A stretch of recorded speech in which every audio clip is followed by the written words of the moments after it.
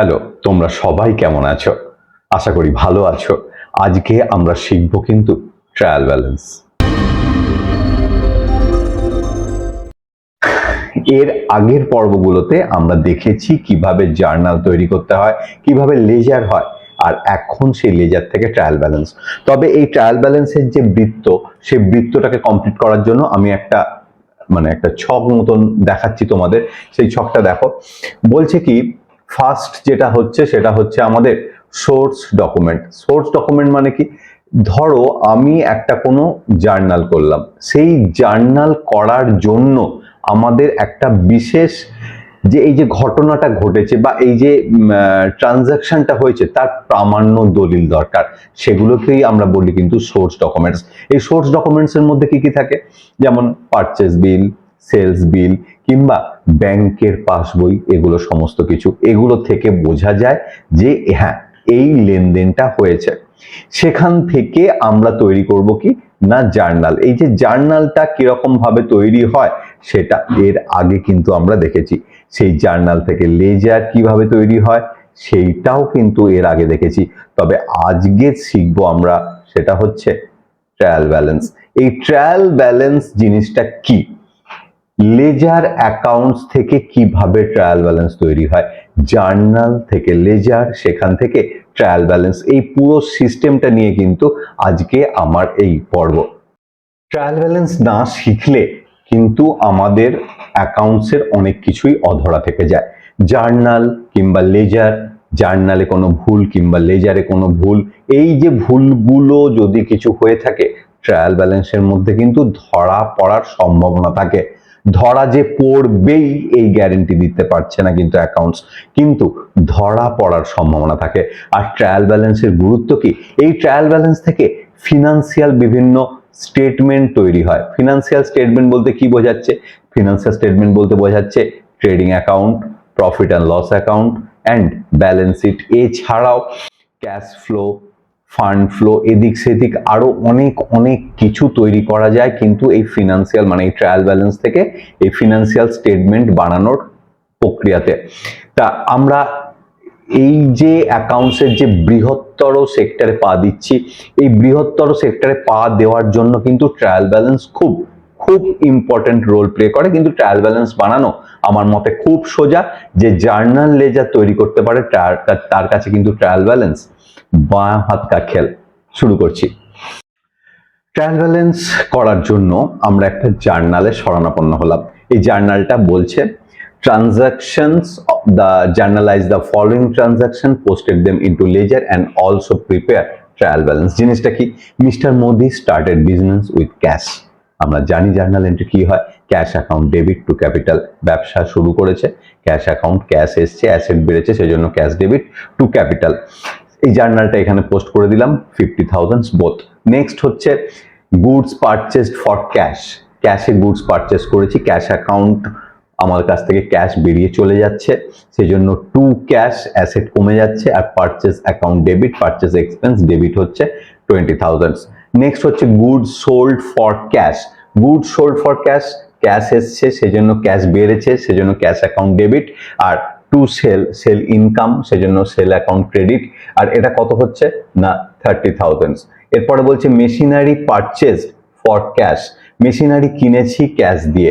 তা মেশিনারি যখন কিনেছি তখন মেশিনারি মানে অ্যাসেট বাড়ছে, সেজন্য অ্যাসেট অ্যাকাউন্ট ডেবিট। আর ক্যাশ অ্যাসেট কমছে, সেজন্য cash account credit, machinery account debit to cash.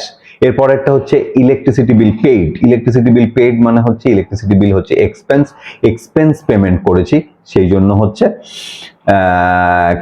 Expense, electricity bill expense সেজন্য ডেবিট। আর টু ক্যাশ, ক্যাশ কমে যাচ্ছে সেজন্য হচ্ছে ক্রেডিট। এরপর অ্যাট এ গ্লান্স কিভাবে অ্যাকাউন্টস গুলো তৈরি করতে হয়, একটা অ্যাকাউন্টস একাধিকবার না নিয়ে। ক্যাশ নাম্বার 1, ক্যাপিটাল 2 নম্বর অ্যাকাউন্ট, পারচেজ 3 নম্বর, ক্যাশ আর নেবো না একবার নেওয়া হয়ে গেছে, সেল 4 নম্বর, মেশিনারি 5 নম্বর অ্যাকাউন্টস অ্যান্ড ইলেকট্রিসিটি বিল হচ্ছে 6 নম্বর অ্যাকাউন্টস। এই যে 6টা অ্যাকাউন্ট আমাকে তৈরি করতে হবে, সেই 6টা অ্যাকাউন্ট তৈরি করে সেই অ্যাকাউন্টগুলোতে আমরা লেজার মানে এই জার্নালটা পোস্ট করব, সেখান থেকে ট্রায়াল ব্যালেন্স বানাবো। তাহলে চলে আসছি লেজারগুলো অলরেডি আমি তৈরি করে রেখেছি। ফার্স্ট যে জার্নাল ছিল সেটা হচ্ছে ক্যাশ অ্যাকাউন্ট, ডেটের ফেটের এখানে কোনো গল্প আমি রাখিনি। ফার্স্ট যে জার্নালটা ছিল সেটা হচ্ছে cash account debit two capital. তাহলে ক্যাশ অ্যাকাউন্টের ডেবিটে বসবে কত টাকা, টু ক্যাপিটাল বলে 50,000। আর ক্যাপিটাল অ্যাকাউন্টে আমরা অলরেডি শিখে গেছি, ক্যাপিটাল অ্যাকাউন্টে কি বসবে, বাই ক্যাশ বলে কত, 50,000। নেক্সট জার্নাল কি বলছে, নেক্সট জার্নাল বলছে purchase account debit to cash. তাহলে আমরা কোথায় চলে আসবো, পারচেজ অ্যাকাউন্টে চলে আসবো। পারচেজ অ্যাকাউন্টে চলে এলাম, পারচেজ অ্যাকাউন্টে লিখছি টু ক্যাশ, কত টাকা না, purchase account debit to cash কত টাকা আছে, 20,000। আর এখানে টু ক্যাশ বলে অ্যামাউন্ট কত দেখালাম, 20,000। আর সঙ্গে সঙ্গে ক্যাশ অ্যাকাউন্টে আমরা শিখে গেছি এই জিনিসটা। যারা আমার লেজার ক্লাসটা দেখোনি তারা অবশ্যই দেখে নেবে। আমি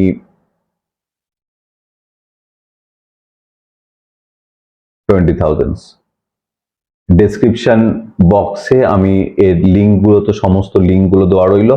আর ওপরের আই বাটনেও দেখতে পাবে কিভাবে মানে লেজার অ্যাকাউন্টস তৈরি করা হয়। যাই হোক, purchase account by purchase account বলে 20,000 দেখিয়ে দিলাম।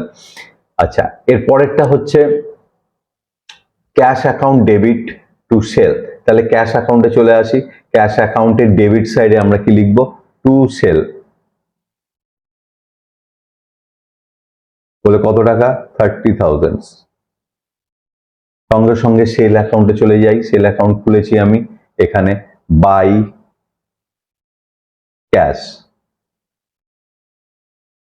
বলে 30,000। এর পরেরটা কি বলেছে, পরেরটা বলেছে মেশিনারি পারচেজ ফর ক্যাশ 15,000। তাহলে জার্নাল এন্ট্রি কি হয়েছে, machinery account debit to cash. তাহলে মেশিনারি অ্যাকাউন্টে চলে যাব, মেশিনারি অ্যাকাউন্টে লিখবো টু ক্যাশ, ডেবিট সাইডে 15,000। আর ক্যাশ অ্যাকাউন্টে চলে যাব, বাই মেশিনারি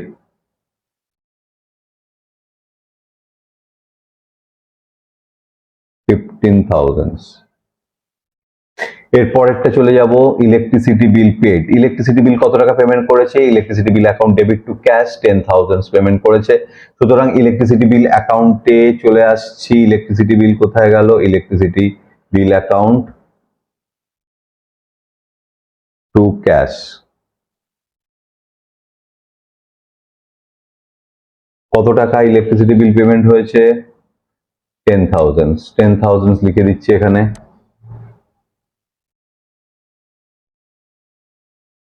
সঙ্গে সঙ্গে আমরা ক্যাশ অ্যাকাউন্টে চলে যাব, ক্যাশ অ্যাকাউন্টে গিয়ে লিখবো বাই ইলেকট্রিসিটি বিল পেড,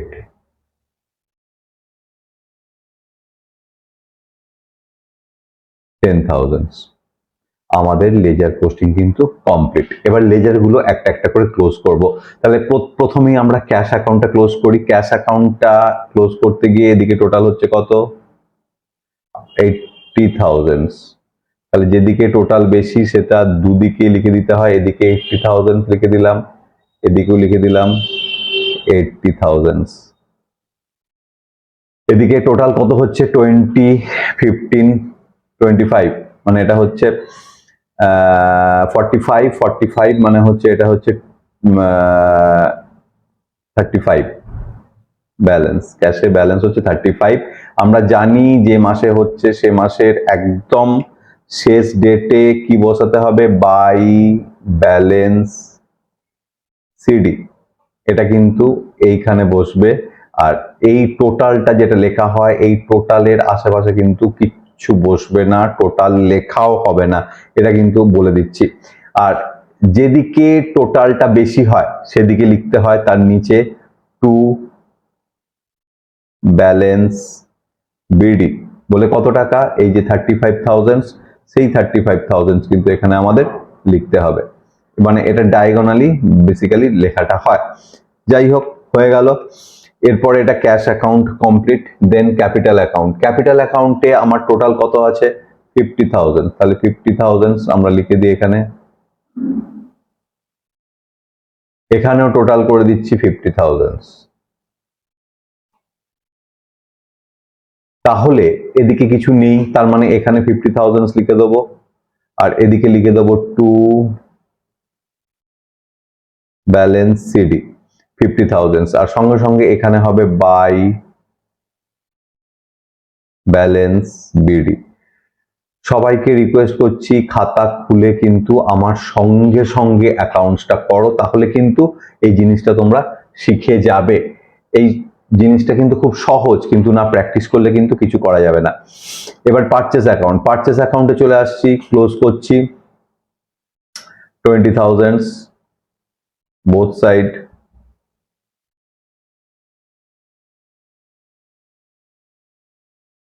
এখানে 20,000 লিখে দিলাম, বাই ব্যালেন্স সিডি 20,000, সঙ্গে সঙ্গে এখানে লিখে দেবো টু ব্যালেন্স বিডি। সিডি মানে হচ্ছে ক্যারেট ডাউন, বিডি মানে হচ্ছে বট ডাউন। টোটালটা কিন্তু আমরা লিখছি না, এইটা কিন্তু আমরা লিখছি না, বারবার বলছি আমরা লিখছি কোনটা, এই জিনিসটা লিখছি, এই 20,000টা লিখছি, টোটালটা কিন্তু লিখছি না।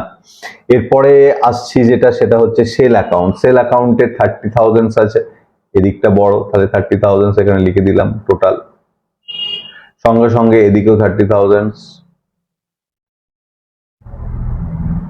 এদিকে তাহলে ব্যালেন্স কত হলো 30,000, সঙ্গে সঙ্গে এখানে লিখে দিলাম টু ব্যালেন্স সিডি। এই যে সিডিটা লিখলাম, সঙ্গে সঙ্গে এদিকে কি লিখে দেবো, বাই ব্যালেন্স বিডি, বলে কত টাকা 30,000। এরপরে হচ্ছে মেশিনারি অ্যাকাউন্ট। মেশিনারি অ্যাকাউন্টেও সেম একই ব্যাপার, মেশিনারি অ্যাকাউন্টে এখানে 15,000 টোটাল করলাম,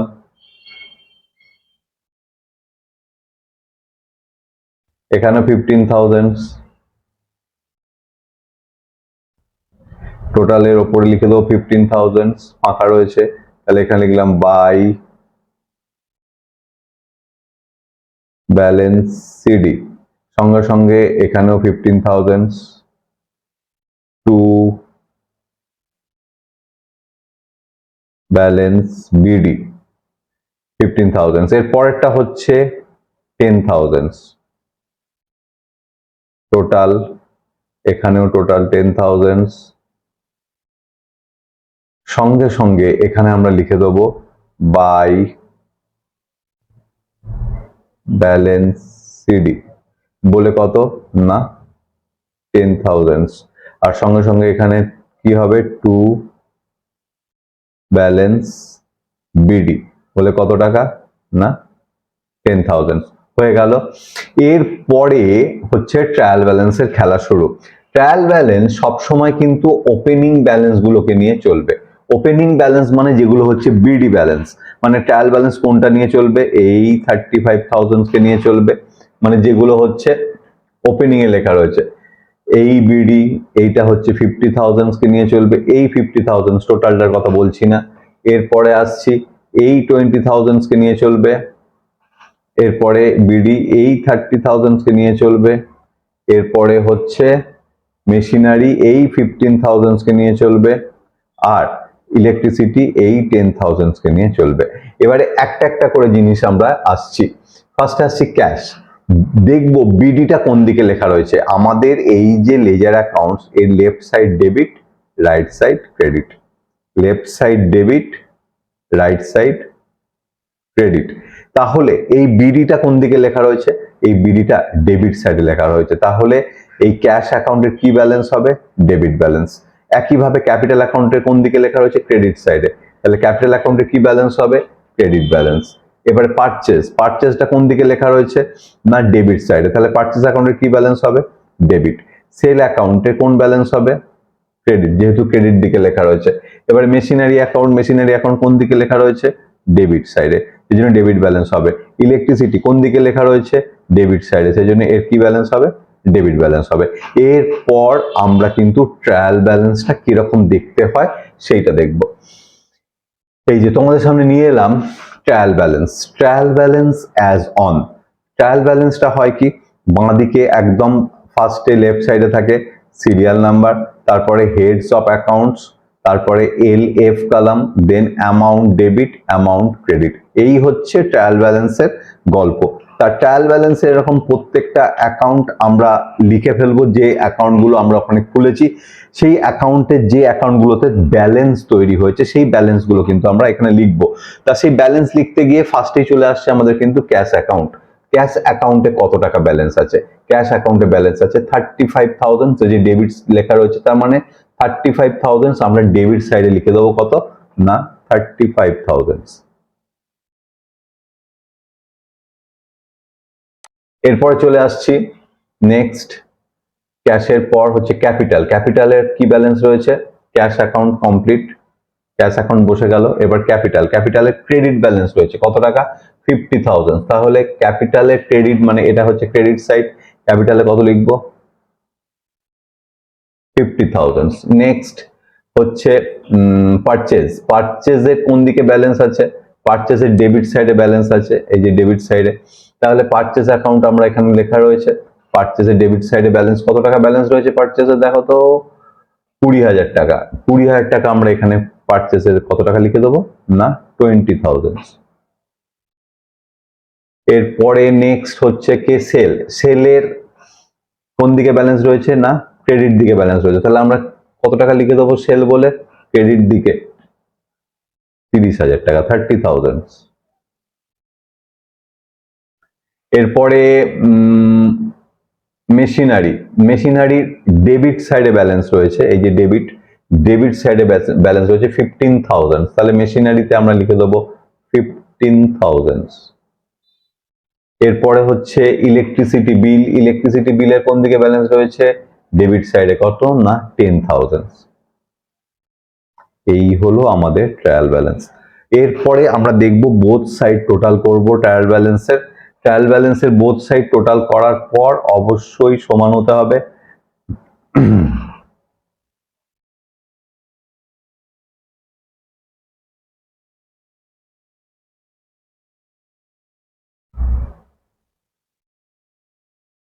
কত হচ্ছে টোটাল? 35, 20, 55, 55 আর 15, 70, 80,000 টোটাল। আর এদিকে 50 আর 30, 80,000 ট্রায়াল ব্যালেন্স মিলে গেল। এরকম ভাবে যে কোনো জার্নাল, জার্নাল থেকে লেজার, লেজার থেকে কিন্তু এই ট্রায়াল ব্যালেন্স তৈরি করা যায়। এবারে ট্রায়াল ব্যালেন্স তৈরি করার একটা বেসিক থিম আছে, সেই বেসিক থিমটা আমরা একটুখানি জাস্ট আলোচনা করছি তোমাদের বোঝার সুবিধার জন্য। দেখো এখানে আমি যেটা করেছি সেটা হচ্ছে বেসিক থিম অফ এই যে ট্রায়াল ব্যালেন্স। কিরকম ভাবে ট্রায়াল ব্যালেন্স তৈরি করা হয় তার একটা বেসিক থিম বা রুলস সেটা লেখার চেষ্টা করেছি। সেই রুলসের আন্ডারে আসছে, বলছে কি যে assets, expense, assets, expense, losses and drawings, এগুলো সব কি হবে না ডেবিট হবে। এগুলো সব সময় ডেবিট হবে। ডেবিট তাহলে কি কি হচ্ছে? অ্যাসেটস। অ্যাসেটস বলতে কি কি বোঝাচ্ছি? যেমন মেশিনারি, ফার্নিচার। তারপরে এক্সপেন্স বলতে কি? ইলেকট্রিসিটি বিল, এর আগে করেছি। আর কি হতে পারে? ড্রয়িংস তো তোমরা জানো, ড্রয়িংস। তা এরপরে এইগুলো হচ্ছে সমস্ত অ্যাসেটস অ্যান্ড এক্সপেন্স। এরপরে আসছে লাইবিলিটি। লাইবিলিটি বলতে কি বোঝাচ্ছে? লাইবিলিটিস বলতে যেমন আসছে, লাইবিলিটিস বলতে আসছে আউটস্ট্যান্ডিং বিল, ক্রেডিটার্স লাইবিলিটি, আউটস্ট্যান্ডিং বিল, আউটস্ট্যান্ডিং এক্সপেন্স, ক্রেডিটার্স। ইনকাম বলতে কি আসছে? সেল। ক্যাপিটাল তো জানোই তোমরা সবাই। এই হচ্ছে এগুলো।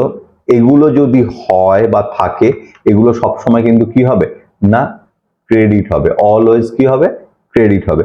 তাহলে আমরা এবারে দেখব যে এটা যে ট্রায়াল ব্যালেন্সটা তৈরি হয়েছে তার মধ্যে কোনটা কি কি এতে আসছে। এই যে ক্যাশ, ক্যাশ কি ছিল? অ্যাসেটস। অ্যাসেটস হলে কি হয়? ডেবিট, ডেবিট হয়েছে। ক্যাপিটাল, ক্যাপিটাল তো ইটসেলফ লেখা ছিল ক্যাপিটাল, ক্যাপিটাল হলে কি হবে না ক্রেডিট। 50,000 টাকা ক্যাপিটাল হলে ক্রেডিট হয়, ক্রেডিট হয়েছে। পারচেজ, এক্সপেন্স, এক্সপেন্স হলে কি হবে না ডেবিট, 20,000 টাকা ডেবিট আছে। সেল ইনকাম, ইনকাম হলে কি হয় ক্রেডিট, ইনকাম 30,000 ক্রেডিট হয়েছে। মেশিনারি অ্যাসেট, অ্যাসেট হলে কি হবে ডেবিট, ডেবিট হয়েছে 15,000।